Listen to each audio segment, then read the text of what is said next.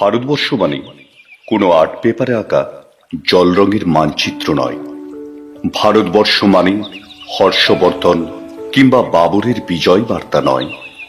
ভারতবর্ষ মানে বিজয় সিংহের সিংহল জয়ের ফ্যাসিস্ট গৌরব গাথা নয়।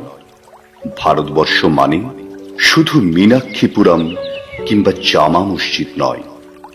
ভারতবর্ষ মানে নেহেরুজির বংশানুবৃত্তি কিংবা জিন্না সাহেবের অলিখিত শ্বেতপত্র নয়।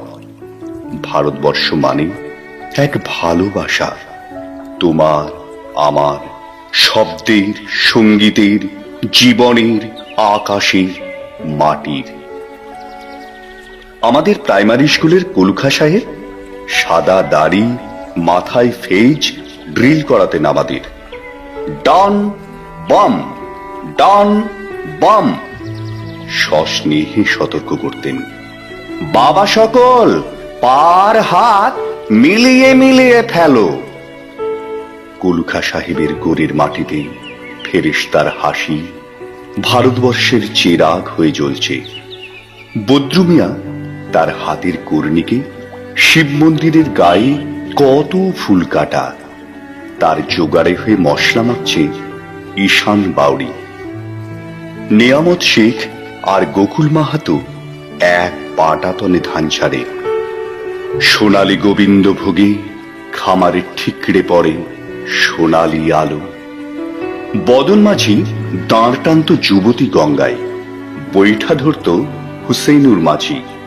সামলে চলো মাঝি, জানতে কাঁচা খাগিরি গান, চোরাবালির চর আর ঘুরিনি জোলার ঘাট।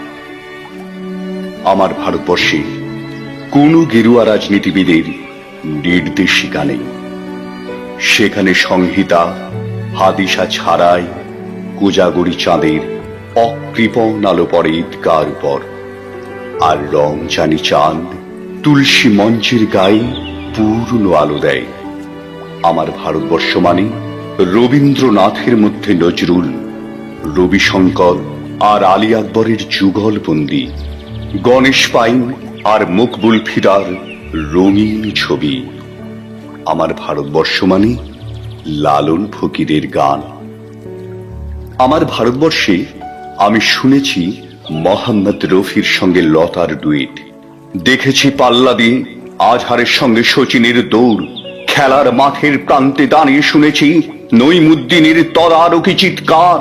বিজয়ন, আকিল, কুলজিৎ, বাইচুং, মাঠটা বড় কর, মাঠটাকে বড় কর, মাঠটাকে বড় কর। দিন দিন ছোট হয়ে যাচ্ছে, মাঠটাকে বড় করা দরকার, আরো অনেক অনেক বড়।